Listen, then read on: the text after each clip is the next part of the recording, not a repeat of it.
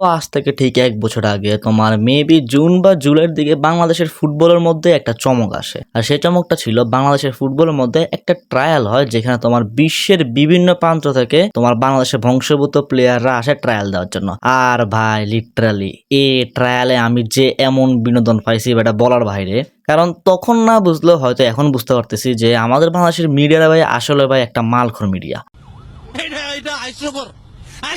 কারণ তারা কিছু লাইক ও ভিউর আশায় বাংলাদেশের ফুটবল ফ্যানদের আবেগকে নিয়ে তোমার খেলা করতেছিল, যেটা তখন না বুঝলো এখন বুঝতে পারতেছি। কারণ তারা ওই ট্রায়ালের মধ্যে কিছু এমন প্লেয়ারকে দেখে এমন একটা হাইপ ক্রিয়েট করছে যে যেন ভাই এরা যদি একবার বাংলাদেশের ফুটবলে চলে আসে তাহলে ভাই পুরা দেশের ফুটবল ভাই চেঞ্জ হয়ে যাবে। আর ওদের ভাই এই হাইপ শুনে বাংলাদেশের ফ্যান্সরাও ভাই পাগল হয়ে গেছে, রিলস দেখছে, শর্টস দেখছে যে ওরে ভাই ও তো ভাই ঝাঁকানাকা খেলোয়াড়, ওকে তো ভাই দেশে আনতেই হবে। আর যখন তাদেরকে তোমার ক্যান্সেল করে দিয়েছে, রিজেক্ট করে দিয়েছিল, তখন ভাই বাংলাদেশের ফ্যান্সদের মধ্যে তো আলাদাই একটা ক্ষোভ তৈরি হয় যে ভাই এত ট্যালেন্টেড একটা প্লেয়ারকে তারা কিভাবে রিজেক্ট করতে পারে। আর ওই কিছু ফ্যানদের মধ্যে মেবি আমিও ছিলাম তখন, কিন্তু এখন বুঝতে পারতেছি যে না ভাই তাদেরকে রিজেক্ট করে ভালো করছে। তো আজ আমি এরকম তোমার 4টা প্লেয়ারের নাম বলবো যাদেরকে ওই ট্রায়াল থেকে উঠানো হয়েছে, কিন্তু প্রচুর হাইপ দিছে যে এটা অনেক ভালো খেলে, কিন্তু অ্যাকচুয়ালি তারা ওই হাইপের যোগ্য না, বা বলতে পারো তারা দেশের ফুটবলে খেলার যোগ্য না আমাদের ন্যাশনাল টিমে।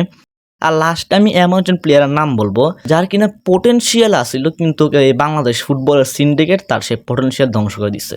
চলো বেশি বগর বগর না করি, শুরু করে আজকের ভিডিওটা। ক্যাসপার হক।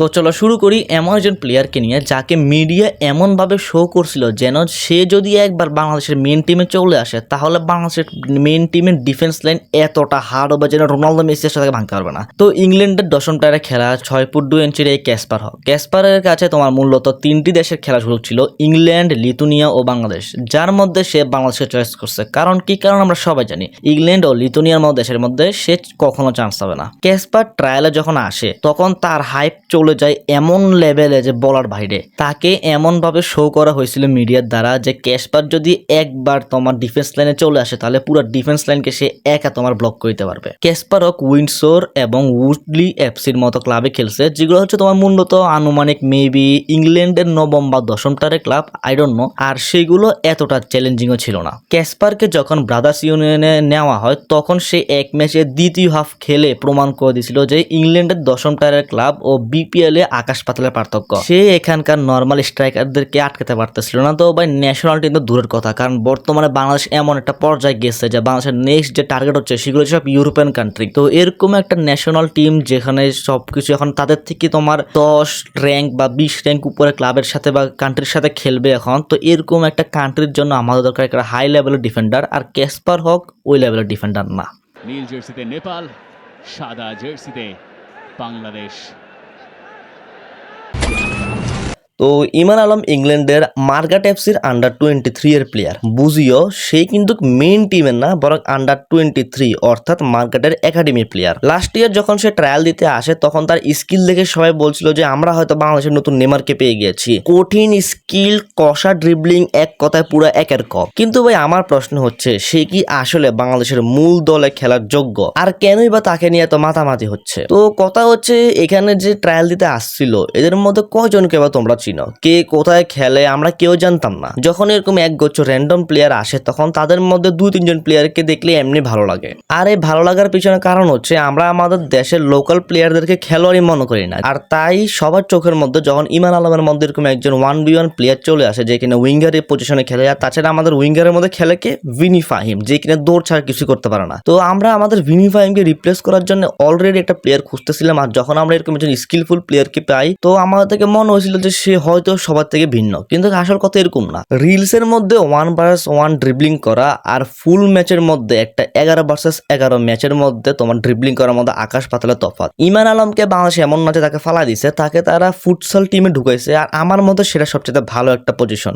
মানে ফুটসালের মধ্যে তোমার প্রয়োজন হয় যে স্কিল আর ড্রিবলিং, আর এই দুটার মধ্যে ইমান আলম একের ক। কিন্তু যখন মেন টিম আসে, আর যখন বর্তমান মেন টিম আসতেছে বাংলাদেশের মধ্যে, যেটা কোচ হচ্ছে আমাদের ডুলি, তো ডুলির মেন কথা একটাই, সে পাস চায়, সে চায় তোমার প্রেসার করতে, সে ফিজিক্যালি স্ট্রং প্লেয়ার চায়। আর এই ডুলির অধীনে আমার মনে হয় না যে ইমান আলম নিজেকে কখনো মানাইতে পারবে। অবশ্যই ইমান আলম যদি নিজের উপর একটু প্র্যাকটিস করে আর একটু মানে বেশি ইমপ্রুভ করার চেষ্টা করে তাহলে হয়তো সে ভবিষ্যতে কিছু একটা করতে পারবে। তবে এখন তাকে ফুটসাল টিমে রাখাই সবচেয়ে বেশি বেস্ট একটা অপশন।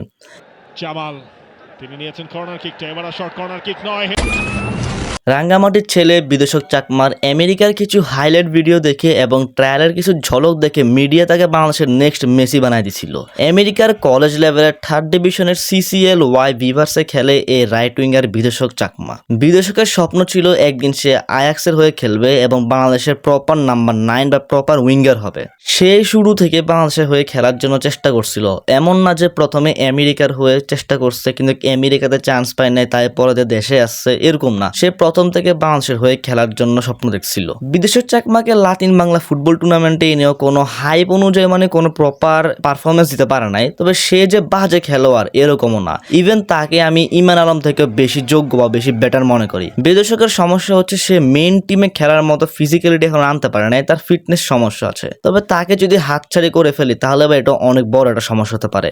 বাফুফের উচিত তাকে বাংলাদেশের কোনো বয়সভিত্তিক দলে ডাকা এবং তাকে নিয়মিত গেম টাইম দেওয়া যাতে সে নিজেকে ইমপ্রুভ করতে পারে এবং আগামী 4 বা 5 বছর পর সে বাংলাদেশের মেইন টিমের হয়ে খেলতে পারে। What a flick! 3 জন ফুটবল। তো নেইমার হয়ে গেল, মেসি হয়ে গেল, তো রোনালদোকে কিভাবে বাদ দিতে পারি? তাই মিডিয়ার পক্ষ থেকে তোমাদের কাছে পরিবেশন করা হইল সঞ্জয় করিম, দ্য নেক্সট বাংলাদেশি রোনালদো। মানে কি এক অবস্থা, বামে বাংলাদেশি নেইমার, ডানে বাংলাদেশি মেসি, উপরে বাংলাদেশি রোনালদো। মানে পুরো রোনালদো মেসির এরাকে তারা রিজেন করে বাংলাদেশের মধ্যে ঢুকা দিচ্ছে। আমেরিকার কলেজ সকারে খেলা ও FC ওয়েস্টচেস্টারের ব্যাকগ্রাউন্ড ডেকে এই মিডফিল্ডার ও অ্যাটাকারেরও কিন্তু ভাই কম হাইপ উঠে নাই। তাকে দেখে সবাই মনে করছিল যে বাংলাদেশের ন্যাশনাল টিমে হয়তো সে প্রায় ঢুকেই গেছে, মানে অলমোস্ট আর একটু পর সে পৌঁছে গেছে। কিন্তু ভাই কোনো প্লেয়ারকে দলে নেওয়ার সবচেয়ে বেস্ট অপশন হলো তার বর্তমান পরিস্থিতি দেখা নাকি পাস্ট। BPL এ এসে প্রথমে পুলিশ FC ও পরে ব্রাদার্স ইউনিয়নে সাইন করেও ঠিকমতো তেমন পারফর্ম করতে পারে না এই প্লেয়ার। আর চলতি সিজনেও ব্রাদার্স ইউনিয়নে সে ঠিক তেমন একটা অ্যাপিয়ারেন্স দেয় নাই, মানে ঠিক তেমন একটা গেম টাইম পায় নাই। মেবি 2 বা 4টা ম্যাচ খেলছে, তার হাইপ অনুযায়ী সে কিছুই করতে পারে নাই। এখন দেখা হবে, তোমাদেরকে বলি রিলস ও শর্ট প্লাস হাইলাইটস দেখে কখনো একটা প্লেয়ারকে জাজ করা উচিত না। আর তাছাড়া এই যে ট্রায়াল দিতে আসছিল এর মধ্যে বেশিরভাগ প্লেয়ারেরই এমনই অবস্থা ছিল, মানে তাদের পারফরমেন্স অনুযায়ী তাদের হাইপটা বেশি উঠে গেছে। কিন্তু সব প্লেয়ার এমন না। জায়ান আহমেদের মতো কিছু হট ও সেক্সি প্লেয়ার ছিল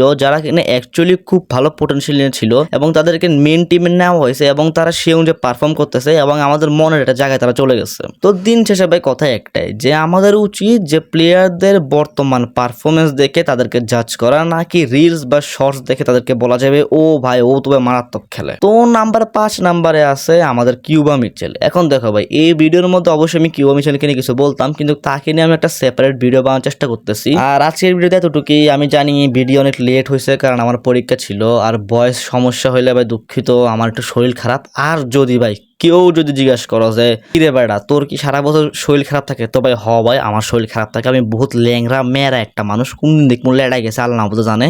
যেহেতু ভিডিও শেষ, তো দেখা হবে তোমাদের সাথে অন্য কোনো ভিডিওতে এবং প্রত্যেকবারের মতো তোমরা এই রোনালদোর এডিটটাকে এনজয় করো।